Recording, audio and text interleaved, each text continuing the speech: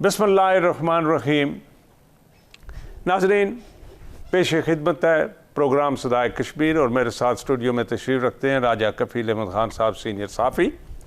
आज के हवाले से, इस महीने के हवाले से, इन दिनों के हवाले से मैं आगाज़ करता हूँ अल्लामा इकबाल के उस मशहूर और मारूफ शेर से कि मोहम्मद से वफ़ा तूने तो हम तेरे हैं, ये जहाँ चीज़ है क्या लो कलम तेरे है। वफ़ादारी रसूल अल्लामा इकबाल ने एक मयार कायम किया था मुसलमानों के लिए, लेकिन क्या हम अपने गिरेबानों में मुंह डालकर ये सोच सकते हैं और ये तसव्वुर कर सकते हैं और ये क्या हम दुनिया को ये मुंह दिखाकर और ये सीना तान कर बता सकते हैं कि हम रसूल के वफ़ादार हैं? वो रसूल जिन्होंने इंसाफ का मयार कायम किया, अदल का मयार कायम किया, सच का मयार कायम किया,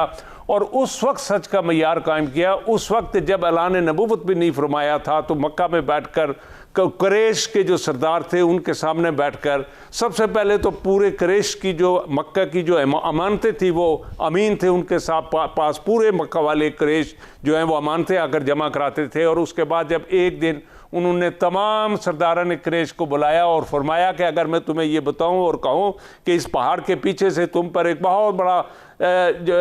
हमलावर एक फ़ौज आ रही है, तो क्या तुम इस पर यकीन करोगे मेरी इस बात पर? तो तमाम दुश्मनों ने, अबू लहब और अबू जहल जैसे लोगों ने भी कहा कि हाँ मोहम्मद बिन अब्दुल्ला, हम आपकी बात पर इकरारी और अतमाद भी करते हैं, इसलिए कि इस सारी उम्र में आपने सच के अलावा कोई बात नहीं की, आप अमीन भी हैं और सादक भी है।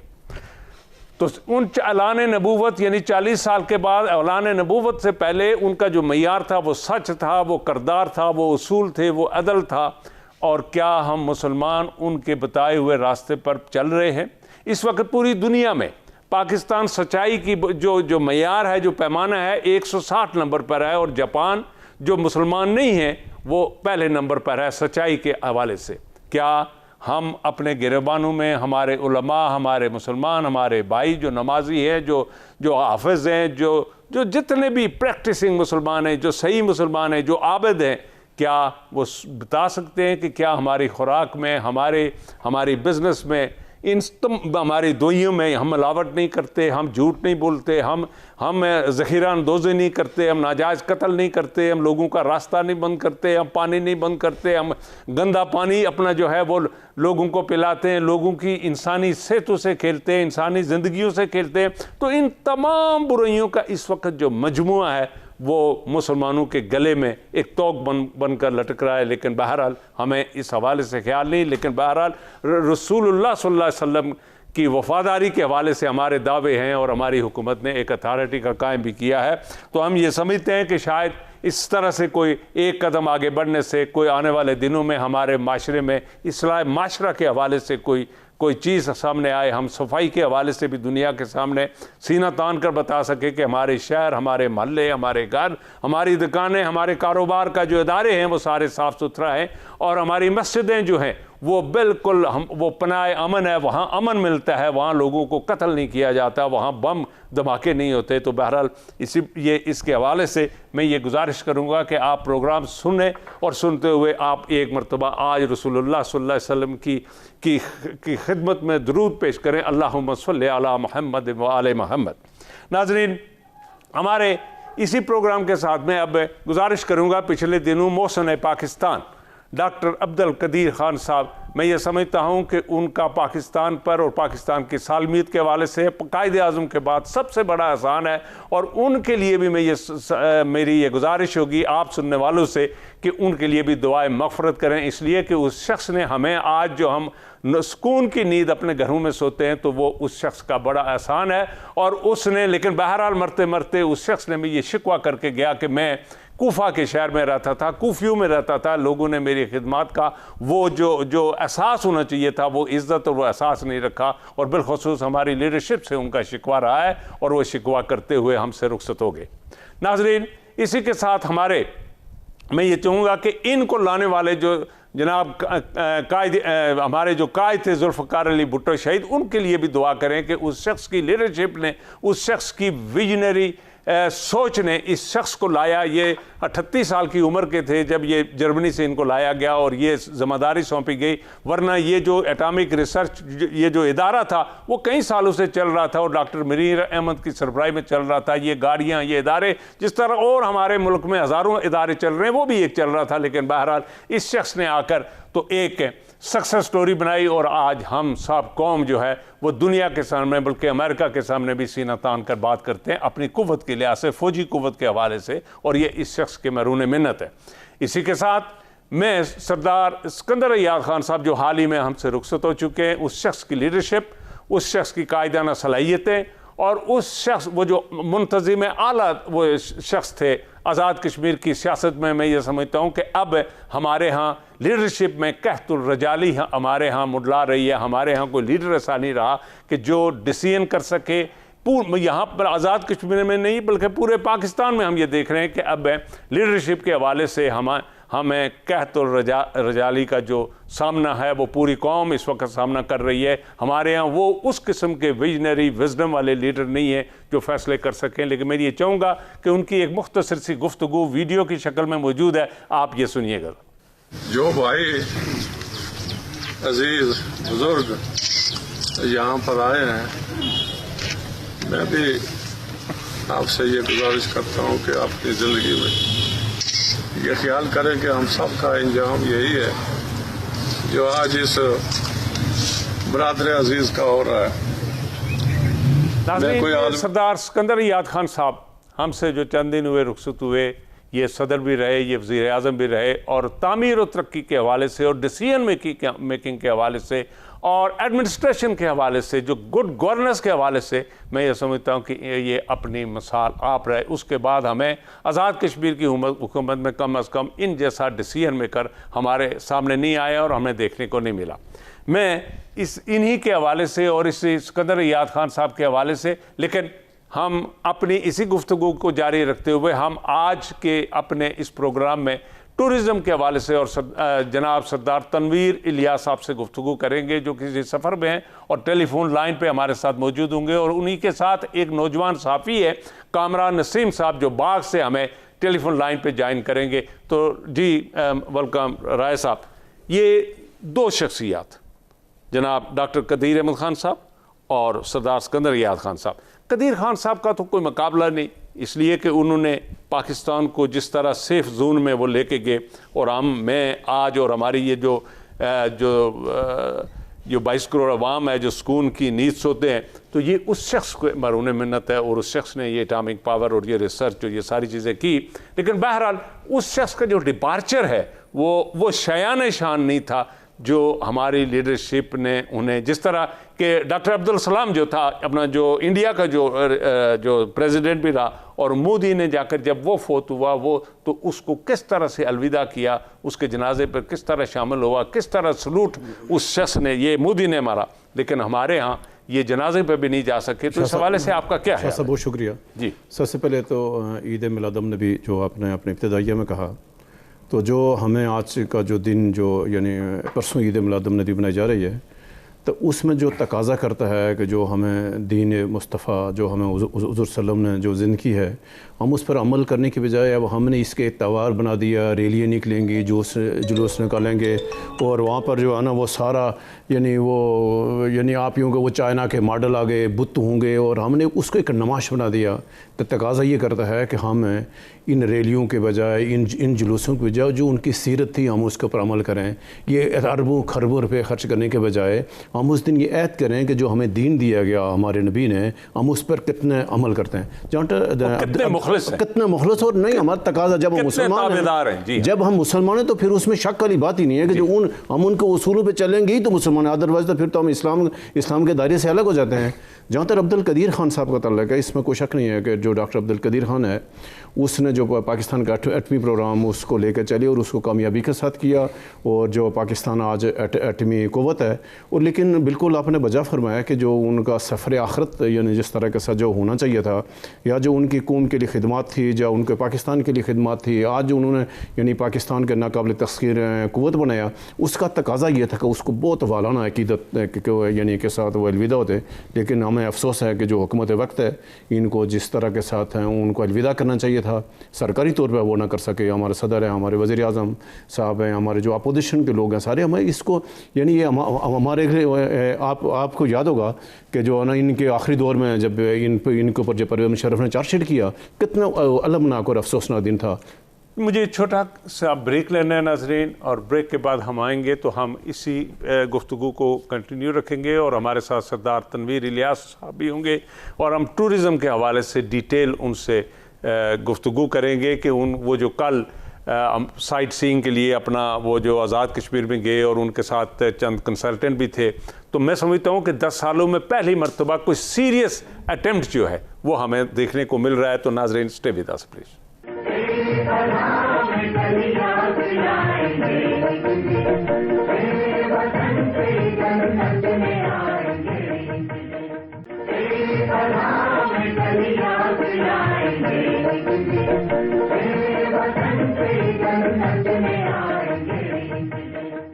वेलकम बैक नाज़रीन। ये हम जिस तरह हमने हज़रत मोहम्मद मुस्तफ़ा सल्लल्लाहु अलैहि वसल्लम के हवाले से बात की, डॉक्टर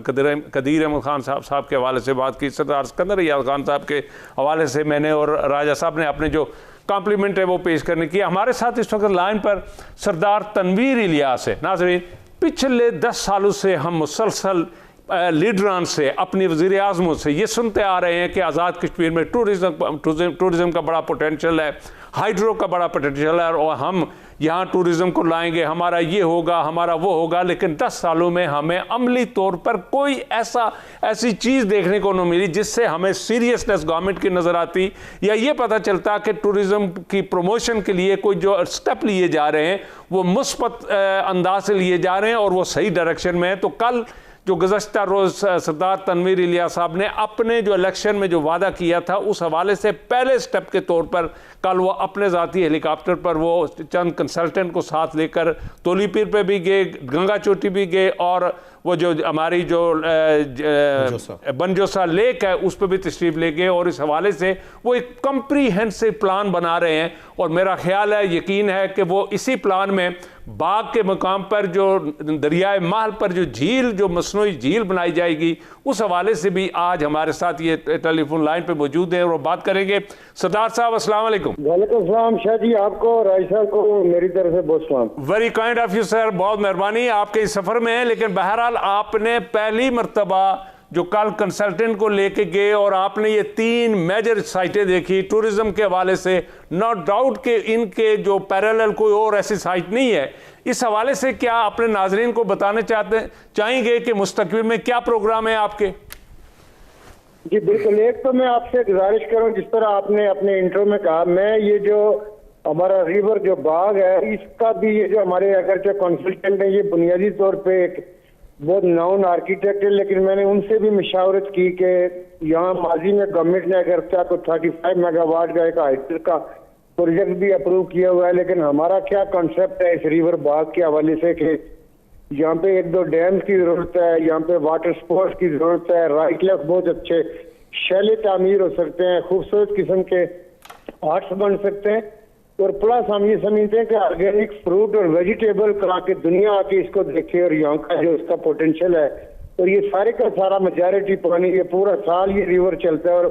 जो स्नो मेल्ट होती है उसका पानी आता है यहाँ पे। जी सर। उस पर भी उनसे मशावरत की कि वो हमें गाइड करेंगे कि हमें जो जो बाहर से कंसल्टेंट हम ला के एक दफ़ा मैं ये चाहता हूँ कि हम इसका एक कॉन्सेप्ट ले लेंगे,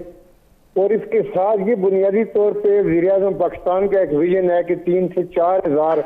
रूम्स के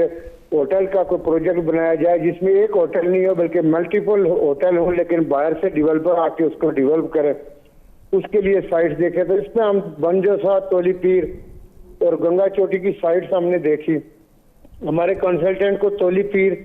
और गंगा चोटी बहुत पसंद आए, बहुत पोटेंशियल उसमें नजर आया, और एक उन्होंने तोलीपीर और ये बनजोसा के एरिया में उन्होंने कहा कि पूरा एक रिबन बनाया जा सकता है टूरिज्म के हवाले से, बाग की अर्बनाइजेशन की जो फीचर है कि जो बाग शहर की एक्सपेंशन है, उसके हवाले से भी मैंने कंसल्टेंट के साथ डिस्कस किया, उन्होंने भी उसमें भी हमें मुफीद मशवरे दिए। हमारी कोशिश ये होगी कि इंशाल्लाह हमें ये जो चांस मिला है, जो लोगों की तवक्कुआत है टूरिज्म के हवाले से, मैं ये समझता हूँ कि इसमें कोई दूसरी राय नहीं है कि हाँ आदमी ये समझता है कि आज़ाद कश्मीर में पोटेंशियल मौजूद है, लेकिन उसके लिए जो सुर्ख सीटें हटा के जो एनेबलिंग करनी है आपने कि ज़मीन की अवेलेबिलिटी और लोगों को इंफ्रास्ट्रक्चर जो बेसिक यूटिलिटीज हो सकती हैं उसको मुहैया करें। बाकी पैसे लगाने वाले पैसे खुद लगाते हैं, इन्वेस्टर खुद काम करता है, उसको हमें कोई कर्जा देने की जरूरत नहीं है। गवर्नमेंट सिर्फ लैंड जो है वो लॉजिस्टिक के तौर पे उसका कोई लीज का मॉडल करे, जो भी करे, जो हमें करना होगा वो करके अगर देंगे तो मेरा ये ख्याल है कि प्राइवेट सेक्टर हमेशा आगे बढ़ता है और पैसे लगाता है। पोटेंशियल मौजूद है आपके पास, एनवायरनमेंट, आपका क्लाइमेट इसकी बहुत इजाजत देता है, पूरा साल टूरिज्म हो सकता है और ये वाहिद शोबा है कि जिसमें आपको हजारों नहीं लाखों की एम्प्लॉयमेंट जनरेट हो सकती है। मेरी कोशिश ये होगी कि जो कश्मीरियों का जो ख्वाब है, हर कश्मीरी देखता है, हर आज़ाद कश्मीर का रहने वाला, के हम उन ख्वाबों की ताबीर कैसे मुमकिन बना सके। मेरे कहीं जो कोशिश हो सके कि इंशाल्लाह वो सिर्फ ज़ुबानी दावे नहीं होंगे, इंशाल्लाह हम अमली तौर पे कोशिश अच्छा सरदार साहब ये बताएं, ये जो आप सरदार साहब ये बताएं, ये जो आपका प्लान है तो ये कब तक यानी फाइनल होगा, इसकी यानी कब, यानी जो आज़ाद कश्मीर के लोग, ये कि हमने साइट्स मार्क किए हैं, अभी कुछ लोगों ने हमें कुछ और साइट्स का भी हम उसका डेटा ये चुके, इसके लिए आपको जो जगह चाहिए वो 300 से 350 एकड़ इस प्रोजेक्ट के लिए। ये प्रोजेक्ट बेसिकली जो मेरे जो प्रोजेक्ट चल रहे उससे ओवर एंड अबव है। ये इमरान खान साहब की डायरेक्ट इंस्ट्रक्शन पे हमने ये विजिट किया और ये जो हमारे आर्किटेक्ट थे इनको स्पेशली इमरान खान साहब ने मेरे साथ भेजा था। पिछले एडिट करा देंगे। ये जो प्रोजेक्ट 300-350 एकड़ जिसके लिए हमें जगह चाहिए, ये हम फिर देखेंगे कि हमारे जो महकमे है, फॉरेस्ट है या जो दूसरे महकमे जिनके पास सरकार की जगह हो और वो 300-350 एकड़ में हम वो प्रोजेक्ट कर सके, उसके लिए बेसिक आज से हम ये है कि डेटा लेना शुरू कर देंगे। फिर आर्किटेक्ट की जो बेसिक आपके जो इसके सर्वे होते हैं, टोपोग्राफी होती है, उस पर जो आपने काम करना होता है। अच्छा सरदार साहब से काम शुरू हो जाएगा। अभी मैं सरदार साहब उसमें जो आर्किटेक्ट है वो सरदार साहब उसमें जो सबसे अहम मसला है कि टूरिज्म पॉलिसी जब तक आप इसको कोई आईनी तफज नहीं देंगे, कोई पॉलिसी नहीं बनेगी, काबीना अप्रूव नहीं करेगी, यानी ये जो बिल्कुल बजा फरमा रहे हैं, लेकिन इसमें ऐसे है कि ये चीजें चूंकि पैरेलल चलती रहेंगी, क्योंकि हमें कानून साजी के हवाले से, लीज लैंड मार्केट जो मॉडल्स हैं उसके हवाले से भी, और बहुत सारी जगहों पे आपको टूरिज्म जो है के हवाले से आपको फ्री जोन भी, जिस तरह हम इकोनॉमिक फ्री जोन डिक्लेयर करते हैं, इसलिए टूरिज्म फ्री जोन भी हमें डिक्लेयर करने होंगे और उसमें बहुत सारा सब्जेक्ट जो शायद फेडरल गवर्नमेंट से भी हमें बहुत चीज़ों की परमिशन चाहिए होगी, लेकिन ये चीज़ें पैरेलल चलेंगी। हम साथ साथ इन चीज़ों को इंशाल्लाह कोशिश करेंगे कि आगे। अच्छा सरदार साहब, जो मेरी एक गुजारिश है कि इस वक्त आप जब कोहाला से गुजरते हैं तो एक छोटा सा नाला आता है और वहाँ एवरेज डेली जो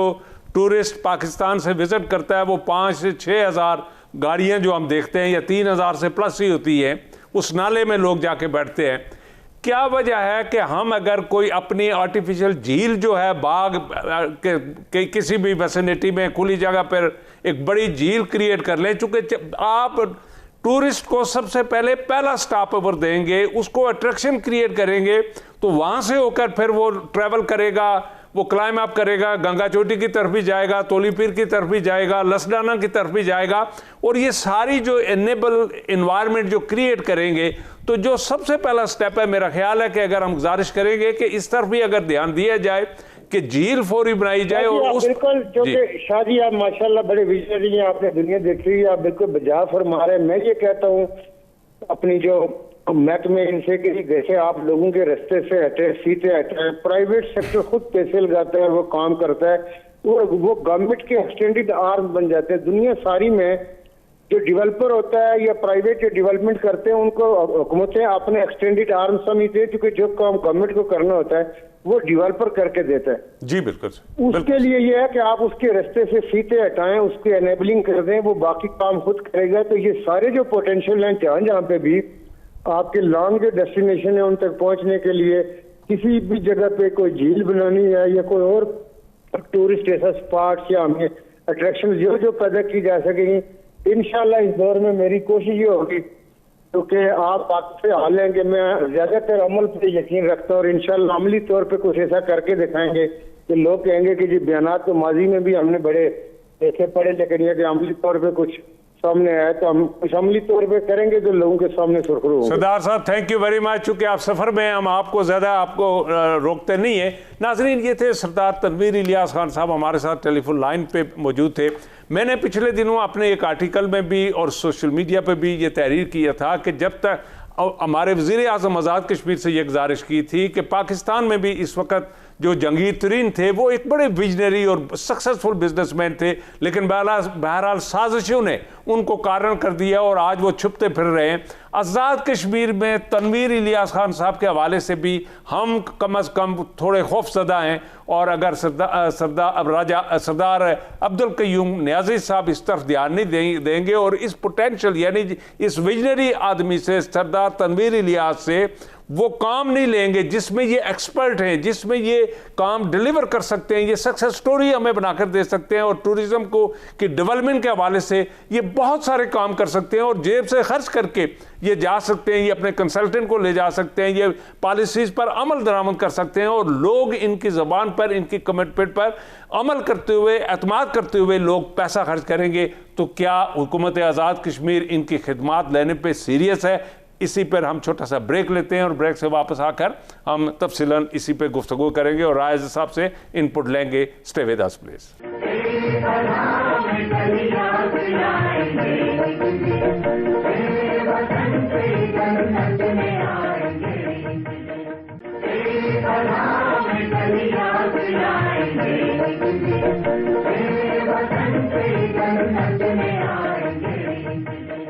वेलकम बैक नाज़रीन। तो ये हमारे साथ सरदार तनवीर इलियास खान साहब थे। इसी के साथ में हमारे साथ कामरान नसीम साहब हैं, एक नौजवान साफ़ी हैं, रिपोर्टर हैं, और उनकी जो रिसर्च रिपोर्ट्स हैं टीवी पे जो चल रही है, AK न्यूज़ के हवाले से चल रही है। कल तनवीर इलियास खान साहब के साथ गंगा चोटी पे ये भी साथ थे। ये जो चंद एक नौजवान हैं बाग में और इसी तरह रावलाकोट में और ये तोलीपीर में, इन लोगों ने, इन नौजवान साफियों ने, रिपोर्टर्स ने टूरिज्म के हवाले से अपनी मदद आपके तहत मैक्सिमम काम किया, और टूरिस्ट को और पाकिस्तान में लोगों को इनवाइट करने में, फैसिलिटेट करने में इनका बहुत बड़ा